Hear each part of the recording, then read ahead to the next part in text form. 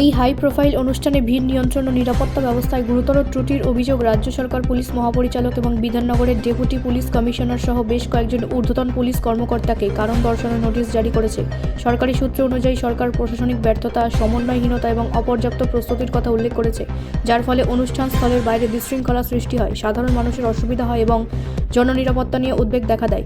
একটি গুরুত্বপূর্ণ পদক্ষেপ, রাজ্য সরকার এই ঘটনার পুঙ্খানুপুঙ্খ ও স্বাধীন তদন্তের জন্য একটি বিশেষ তদন্ত দল গঠন করেছে। এআইটি নিম্নলিখিত বিষয়গুলি পরীক্ষা করবে: নিরাপত্তা পরিকল্পনা বাস্তবায়ন, ভিড় ব্যবস্থাপনার প্রোটোকল, টিকিট ব্যবস্থা এবং সংশ্লিষ্ট সকল কর্মকর্তা ও সংস্থার ভূমিকা।